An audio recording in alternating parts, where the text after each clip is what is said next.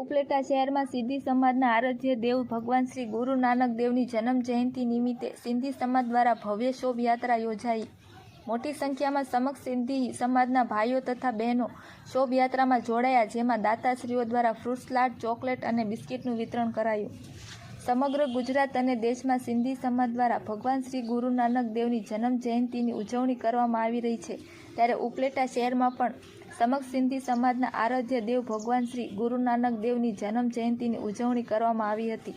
ગુરુ નાનક જયંતિ નિમિત્તે સાંજે ઉપલેટા શહેરના વીજળી રોડ પર આવેલ શ્રી ગુરુ નાનક દેવ મંદિરના ઝૂલેલાલ હોલ ખાતેથી એક ભવ્ય અને વિશાળ શોભાયાત્રા નીકળી હતી, જે શહેરના વીજળી રોડ, સિંધી શેરી, યાદવ શેરી, જવાહર રોડ, બડા બજરંગ રોડ, સિદ્ધિ માર્કેટ, ભાદર રોડ, ગાંધી ચોક, રાજમાર્ગ થઈને વીજળી રોડ પર આવેલ ગુરુ નાનક દેવના મંદિરે ઝૂલેલાલ હોલ ખાતે મોડી રાત્રે શોભાયાત્રાનું સમાપન થયું હતું, જેમાં મોટી સંખ્યામાં સમગ્ર સિંધી સમાજના ભાઈઓ અને બહેનો પોતાના ધંધા રોજગાર સ્વયંભૂ અને સંપૂર્ણ રીતે સજ્જડ બંધ રાખી આ 2 કિલોમીટરની રૂટની શોભાયાત્રામાં જોડાયા હતા। છેલ્લા એક અઠવાડિયાથી વહેલી સવારે 6 વાગ્યે ગુરુ નાનક દેવ મંદિર ખાતેથી પ્રભાત ફેરી કાઢવામાં આવતી હતી, તેમજ ભજન, ધૂન, કીર્તન, આરતી, પૂજા અર્ચન મંદિરમાં કરવામાં આવતા હતા।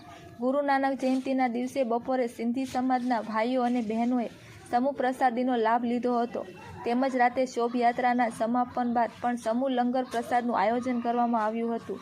લંગર પ્રસાદ બાદ ભગવાન શ્રી ગુરુ નાનક દેવના ભજન કીર્તન રાતે 12 વાગ્યા સુધી ચાલ્યા હતા।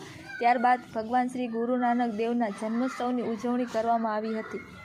ખાસ કરીને ઉલ્લેખનીય છે કે દર વર્ષની જેમ આ વર્ષે પણ ઉપલેટા શહેરના સિંધી સમાજના સેવાભાવી દાતા નાનકરામ શોભ રાજમલ અટલાણી દ્વારા ચેટી ચાંદ હોય કે ગુરુ નાનક જન્મોત્સવની શોભાયાત્રા હોય, દર વખતે તે ફ્રૂટ સલાડ, આઈસ્ક્રીમ જેવી પ્રસાદી શોભાયાત્રામાં જોડનાર દરેક લોકોને પ્રસાદી રૂપે પોતાના સ્વખર્ચે આપતા હોય છે। ત્યારે પણ આ પ્રેરણારૂપ સેવાભાવી નાનકરામ અટલાણી ઉર્ફે નાનુભાઈનું પણ સિંધી સમાજ દ્વારા સન્માન કરવામાં આવ્યું હતું, તેમજ સમસ્ત હિન્દુ સમાજને જાગૃત કરવાની કામગીરી કરનાર વિશ્વ હિન્દુ પરિષદ બજરંગ દળ ઉપલેટા પ્રખંડના હોદ્દેદારો અને કાર્યકર્તાઓ દ્વારા ભગવાન શ્રી ગુરુ નાનક દેવને હાર તોરાવ કરી શોભાયાત્રામાં જોડાઈને ઉપસ્થિત રહ્યા હતા। આ કાર્યક્રમને સફળ બનાવવા માટે સિંધી સમાજના પ્રમુખ પંજુમલ બુટાણીના માર્ગદર્શન હેઠળ સિંધી સમાજના ભાઈઓ તથા બહેનોએ ભારે જહેમત ઉઠાવી હતી। બાઇટ રેશમા અટલાણી, ભાવિક ભક્ત ઉપલેટા। રમેશભાઈ રામચંદાણી, મંત્રી સમક્ષ સિંધી સમાજ। રિપોર્ટર જયદેવી મંડિર।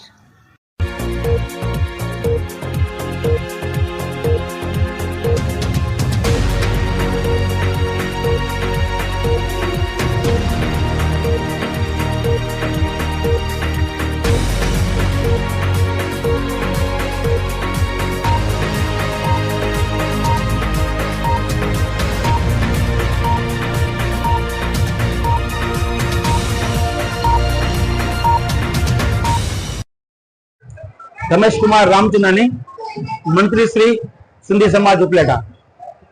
आज सिंधी समाज और सिख समाज के धर्मगुरु गुरु नानक साहब की 556वीं जन्म जयंती पूरे देश में धूमधाम से मनाई जा रही है। पूरे देश में इस उत्सव का अनेरा आनंद है।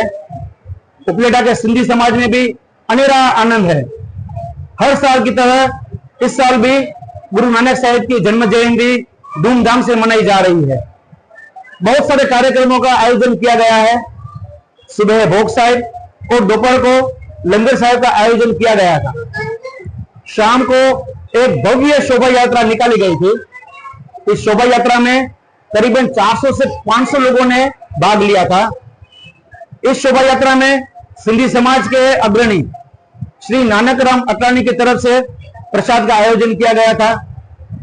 शोभा यात्रा के बाद पूरा समाज साथ बैठ के भोजन लिया और इस उत्सव को अतिशय आनंद के साथ मनाया।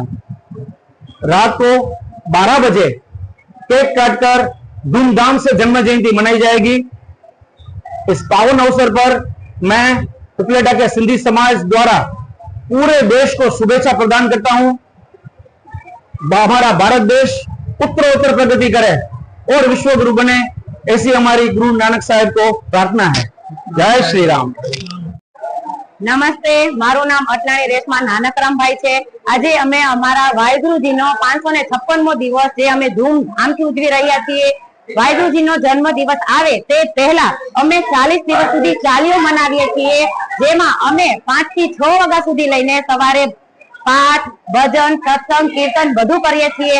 ત્યારબાદ અમે 6 વાગ્યાથી લઈને 7 વાગ્યા સુધી પ્રભાત ફેરી કાઢીએ છીએ અને જન્મ દિવસે સવારે અમે પ્રભાત ફેરી કાઢ્યા બાદ પ્રસાદીનું આયોજન કરવામાં આવે છે.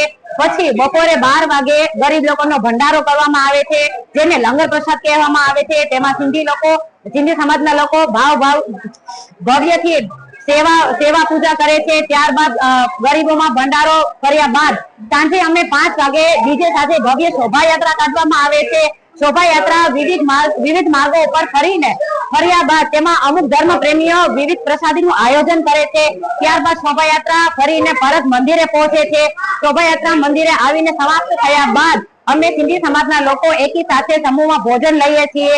ભોજન લીધા બાદ રાત્રે અમે 12 વાગ્યાથી લઈ અને 1:20 જ્યારે અમારા વાહેગુરુજીનો જન્મ દિવસ છે 1:20 અમે ત્યાં સુધી ભજન, કીર્તન, સત્સંગ, પાઠ બધું કરીએ છીએ અને 1:20 અમે અમારા વાહેગુરુજીનો જન્મ દિવસ બહુ ધૂમધામથી મનાવીએ છીએ.